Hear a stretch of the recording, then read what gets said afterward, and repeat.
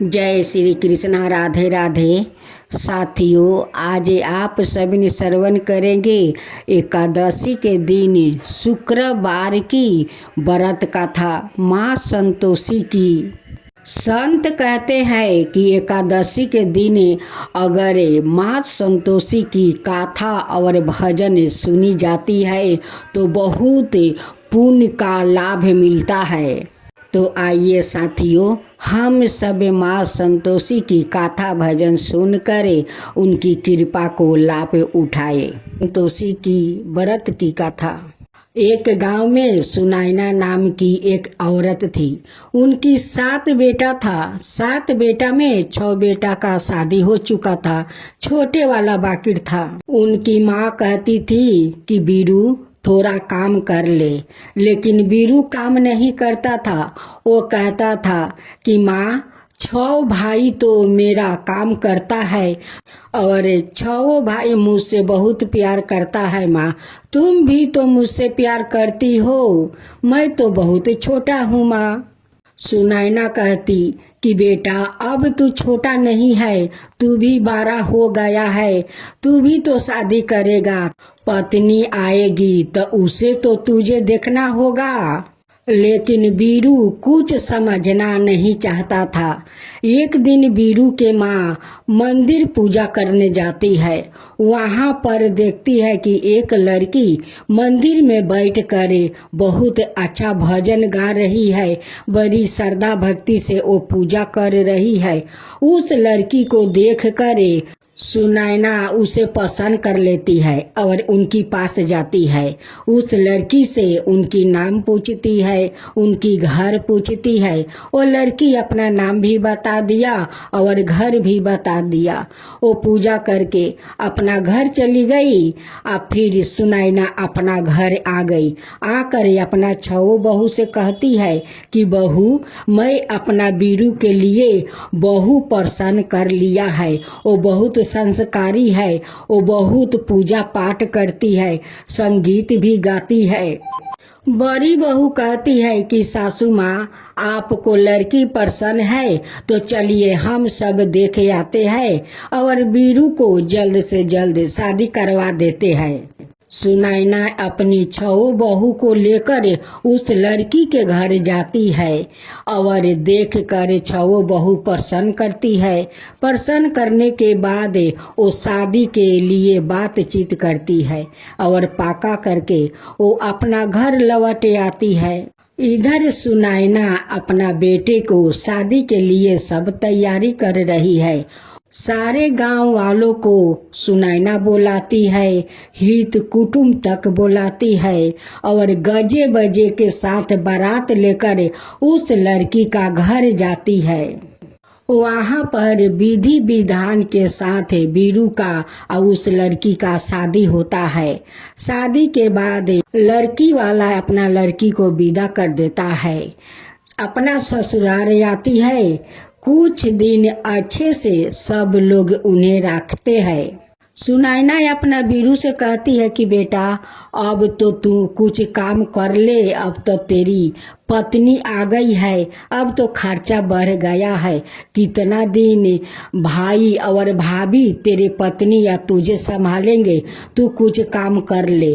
फिर भी बीरू समझना नहीं चाहता था। अब तो 6 भाभी जलने लगी कि ये बीरू तो काम करना काज के है, आ घर में खाली ठूस ठूस कर खाता है, आ कोई काम नहीं करता है। कितना दिन हम लोग ये दोनों को खिलाएंगे। 6 बहू अपना अपना पति और बच्चों को वो खाना खिला देती है।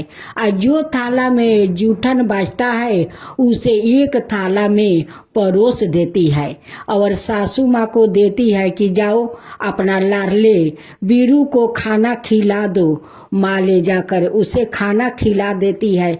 लेकिन बीरू का पता नहीं था कि मेरी माँ सभी को जूठन मुझे खिलाती है। एक दिन छोटी बहू देख लेती है कि सबिन जेठानी अपना अपना बच्चे और पति को जूठन एक थाला में बिटोर कर और सासू माँ को बुला कर वो जूठन मेरे पति को खिलवा देती है।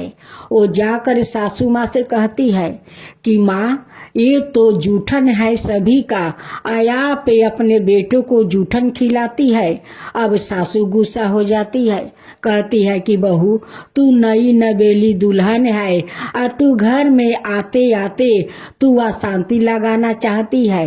वो कहती है कि नहीं सासू माँ, मैं खुद अपना आँख से देखी हूँ जेठानी लोग अपने पति और बच्चों को जूठन एक थाला में परोस कर आपको बुलाती है और वही खाना देती है। सासू माँ विश्वास नहीं की, फिर अपना पति से जाकर बोलती है कि देखिए स्वामी, आपका भाभी आपका भाई को जूठन और बच्चों को जूठन बिटोर कर अपना माँ को देती है और माँ आकर आपको वो जूठन खिलाती है। बीरू कहता है कि नहीं, ऐसा कभी नहीं हो सकता है। भाभी मुझसे बहुत प्यार करती है, छवो भाभी प्यार करती है, भैया लोग प्यार करते हैं, ऐसा कभी नहीं करेगी, मुझे जूठन क्यों खिलाएगी। तब वो कहती है कि ठीक है, जैया घर में अनुष्ठान होगा उस दिन आप खुद अपना आँख से देख लीजिएगा, तब तो विश्वास होगा। एक दिन बहुत बड़ा त्योहार आया। उस दिन 56 भोज बना, बहुत सारा पर पकवान बना। जब भोजन करने का समय हो गया तो छवो भाई अपना बच्चों के साथ एक टेबल पर बैठ जाते हैं और बड़े प्रेम से उनकी माँ और पत्नी वो छवो को भोजन कराती है। उस दिन बीरू सर दर्द के बहाना कर कर वो रसोई घर में जाकर सो जाते हैं और एक पतले कपड़ा अपना वो सिर पर रख लेते हैं और उसी अंदर से सब कुछ देखते हैं। जब छवो भाई भोजन करके उठ गया तो उनकी बड़ी भाभी सबिन को थाल को जूठन एक थाला में वो परोस देती है और सासू माँ को देती है कि जाइए अपना लाडला बीरू को भोजन करवा दीजिए। वो ले जाती है, कहती है कि उठ बीरू भोजन कर ले। छवो भाई भोजन कर लिया है। बीरू कहता है कि माँ आज मुझे भूख नहीं है, मैं आज भोजन नहीं करूँगा और मैं परदेश चला जाऊँगा। माँ कहती है कि ठीक है बीरू, जैसा तू ठीक समझे, कल जाए सो आज, आज जाए सो अब क्यों नहीं चल जाता है, तू आज भी परदेश चला जा। वो कहता है कि हाँ हाँ माँ, मैं आज ही परदेश जाता हूँ। जाते समय बीरू का पत्नी को याद आ गया। वो गौशाले में वो गोबर वो थाप रही थी। उसी समय जाते हैं और कहते हैं कि देखो प्रिय, मैं परदेश जा रहा हूँ, तुम अपना कोई चिन्हासी दे दो। वो कहती है कि स्वामी मेरे पास क्या है, मैं क्या दूँ आपको, मेरे यही भरे गोबर हाथ है। उसी हाथ को उनकी पीठ पर छापा लगा देती है और बीरू उन्हें एक औंठी चिन्हासी दे देते हैं और चले जाते हैं। बीरू परदेश जाता है। एक साहूकार का दुकान पर जाकर कहता है कि भाई मुझे कुछ काम दो, मैं काम करूँगा। उस साहूकार का एक आदमी का ज़रूरत था। वो कहता है कि ठीक है तुम काम करो, लेकिन तुम्हारा काम देख कर मैं तुम्हें महीना दूंगी। वो कहता है कि ठीक है। बीरू वो दुकान पर बैठ जाता है। बीरू का दुकान पर बैठते ही दुकान में ग्राहक का लाइन लग जाता है। वो बहुत सारा बिक्री होता है। वो कुछ दिन में साहूकार बहुत धनवान बन गया और बीरू का आधे मुनाफा का वो हिस्सेदार बना दिया। साहूकार का एक बेटी थी, वो बीरू से प्यार करती थी। वो नहीं जानती बीरू शादीशुदा है। उस लिए वो प्यार कर रही थी। बीरू देखने में बहुत सुंदर था।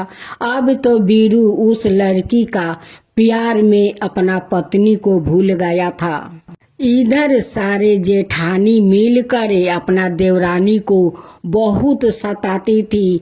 वो जंगल से लकड़ी कटवा कर मंगवाती थी और उसे भूसी का रोटी देती थी, नारियल के खोपरे में पानी देती थी, घर का सारा काम करवाती थी, बहुत उसे सताती थी।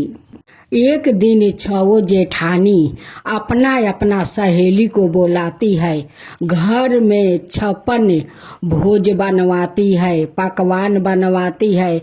सारा दिन देवरानी काम करती है, सारे भोजन बनाती है, लेकिन उन्हें कुछ खाने को नहीं देती है और अपना सहेली को मजे से खाना खिलाती है, हंसी मजाक करती है।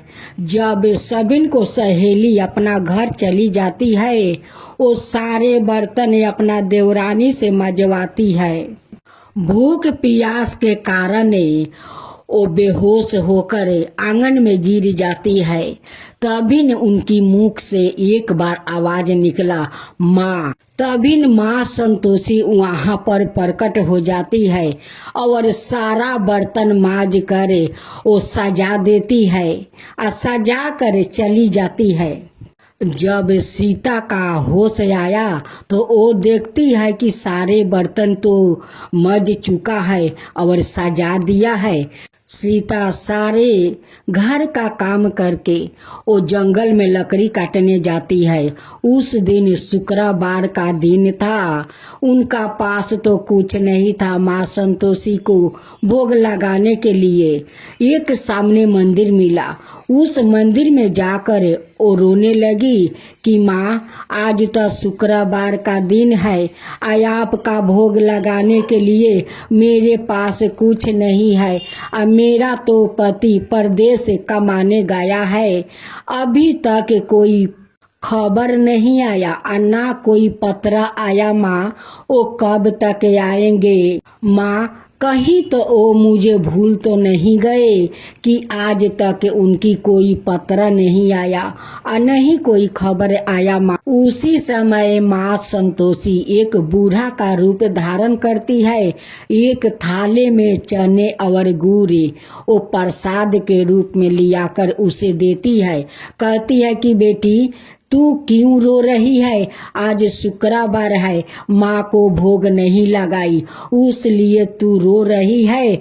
ले ये प्रसाद ले और माँ संतोषी का भोग लगा दे। जा, तू अपना पति के लिए चिंता करती है, जा बेटी जा, तू माँ संतोषी के भोग लगा। तेरा पति जल्द से जल्द आ जाएंगे, उनकी पत्र भी आएंगे, पैसा भी आएंगे, तेरा पति भी आएंगे। जा, तू माँ संतोषी का भोग लगा दे। सीता कहती है कि माँ, आप यहीं पर बैठे, मैं भोग लगा कर आती हूँ, आप भी प्रसाद खाकर जाइएगा।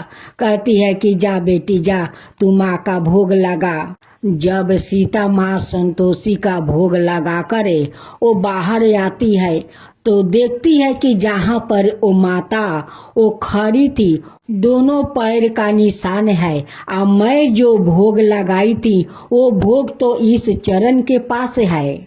अब सीता समझ गई कि ये कोई औरत नहीं थी, ये साक्षात संतोषी माता थी। वो मुझे रोते हुए देख कर वो प्रसाद मुझे दी और खुद मुझसे अपना भोग लगवाई। धन्य है माँ संतोषी, धन्य है कि आज अपना बेटी को तकलीफ देख कर आप प्रसाद दिया पूजा करने के लिए, और यहाँ पर अपना चरण छोड़कर चली गई माँ, पूजा खुद लेकर चली गई माँ। एक दिन सीता लकड़ी काटने जंगल में गई। 3 राक्षसनी उसे घेर लिया और कहती है कि मैं हम तीनों देवी है, तू मेरा पूजा करे, तू उस देवी का पूजा मत कर, तू मेरा पूजा कर।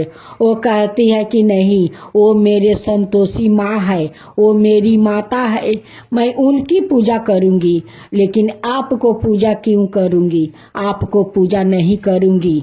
वो तीनों कहती है कि देख, अगर तू मेरी पूजा नहीं की तो तू अपना पति को जीवित नहीं पाओगी। तीनों राक्षसनी उसे बहुत डरवाती है कि तेरा पति परदेश से आएगा तो मैं गंगा में डुबा दूंगी, अगर तू मेरी पूजा नहीं की तो हम तीनों को पूजा तुझे करना होगा, तभी न तेरा पति सही सलामत परदेश से तेरा पास आएगा, अगर नहीं की तो तेरा पति गंगा में डूब जाएगा, हम लोग डुबा देंगे। सीता कहती है कि आप लोग को जो करना है वो कर लो, मेरा तो माँ पर भरोसा और विश्वास है, जिसके साथ माता है उसका कोई परवाह नहीं है, आप लोग को जो करना है कर लीजिएगा।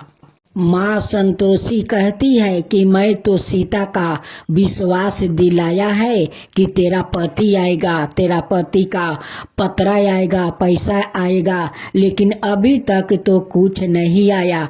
वो तो बीरू साहूकार का बेटी का प्यार में भूल गया था। माँ संतोषी बीरू का सपने में दर्शन देती है और कहती है कि बेटा, तू यहाँ पर आकर साहूकार के बेटी से प्रेम करता है, वहाँ पर तेरा पत्नी को सभी जेठनिया मिलकर दुख तकलीफ बहुत दे रही है, और तू यहाँ पर साहूकार का बेटी के साथ प्रेम कर रहा है।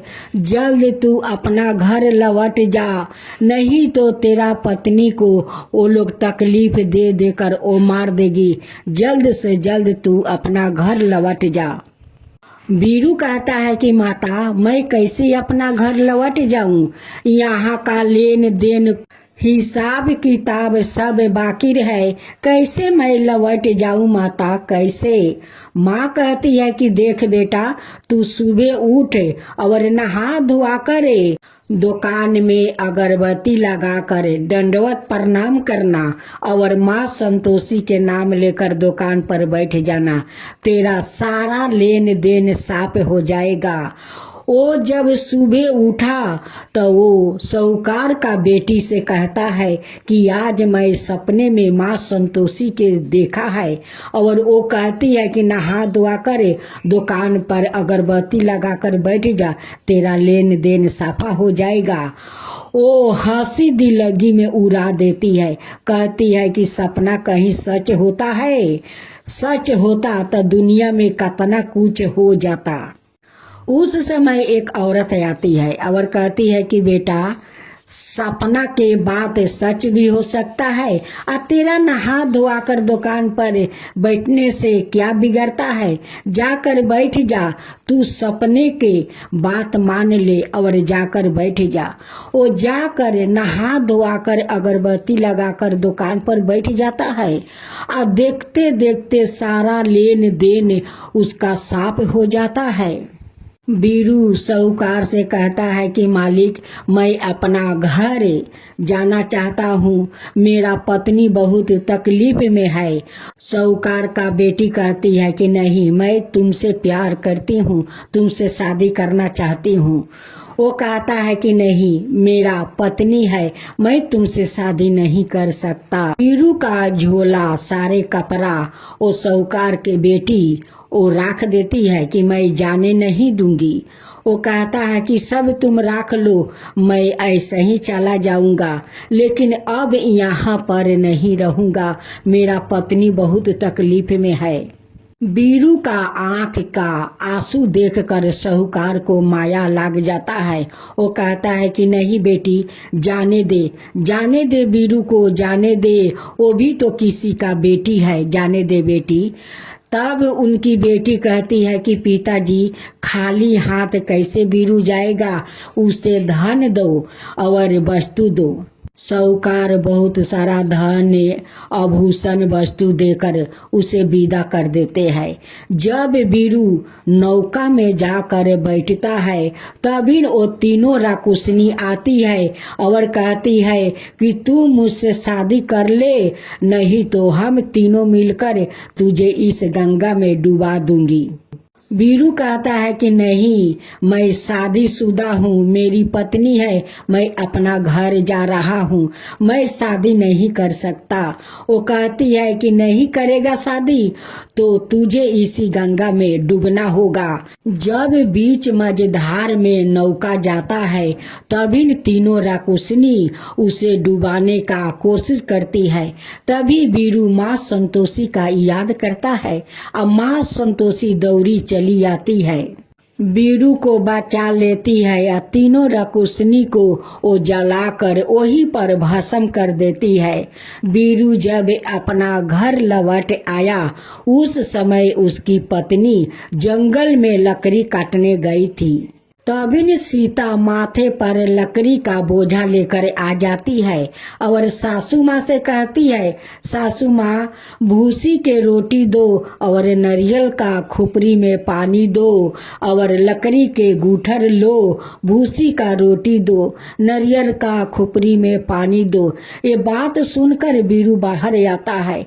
उनकी हाथ में औंठी देखकर वो अपना पत्नी को पहचान लेता है और उनकी आंख से आंसू बहने लगता है। माँ वीरू से झूठ बोलती है, कहती है कि बेटा ये घर में कहाँ रहती है, सारा दिन जंगल में जाकर लकड़ी काटती है और बेचती है और घर के काम कोई नहीं करती है।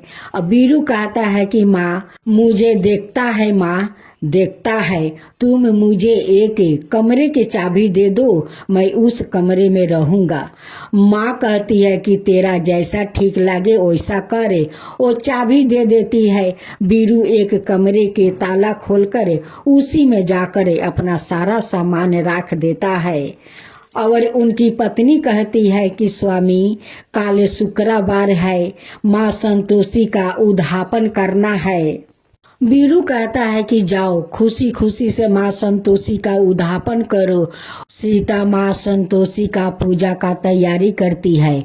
आज सभी ने जेठानी को बच्चों को कहती है कि आज घर में कोई खटाई नहीं खाएगा, आज माँ संतोषी का उद्यापन है, आज सभी को प्रसाद खाना है। जेठानी लोग अपना बच्चा को सिखा देती है कि बच्चा जब तुम लोग प्रसादी खा लोगे तब तुम लोग खटाई खा लेना। वो बच्चा लोग वैसा ही करता है, माँ को बात सुनता है। वो माँ संतोषी को प्रसाद खा करे और वो खटाई खा लेता है। तभी माँ संतोषी क्रोध हो जाती है और वही पर वो आठों बच्चा वो मूर्छित हो जाता है। छवो माँ का मुख झोकर जाता है, हाथ पाँव में लकवे मार देता है। तभी गांव वालों आकर सीता पर गरजने लगता है कि तू पूजा करती है तो डाइन है, देख तू अपना जेठ जेठानी का क्या हालत कर दी है, तू जादू टोना किया है, प्रसाद में कुछ जहर मिलाया है, उसलिए देख सभी बच्चा मर गया। उनकी माता पिता को मुख झोंकर गया, हाथ पाँव में लकवा मार दिया, तू डाइन है। तभी सीता माँ संतोषी के चरण में जाकर गिर जाती है, कहती है कि माँ मुझसे क्या भूल हो गया है, क्या भूल हो गया है माँ, आज देखिए सभी को हालत खराब है, सभी मुझे कलंकिनी कहते हैं, मुझ पर सभी लोग बरसते हैं, मारते हैं, पीटते हैं। माँ मुझे बचा लो माँ, रक्षा करो माँ, मदद करो माँ, मदद करो। तभी सीता जाकर माँ संतोषी के हाथ का त्रिशूल लेती है, अपने ऊपर हानि पहुँचाने को कोशिश करती है। तभी माँ संतोषी प्रकट हो जाती है और उनकी हाथ से त्रिशूल ले लेती है।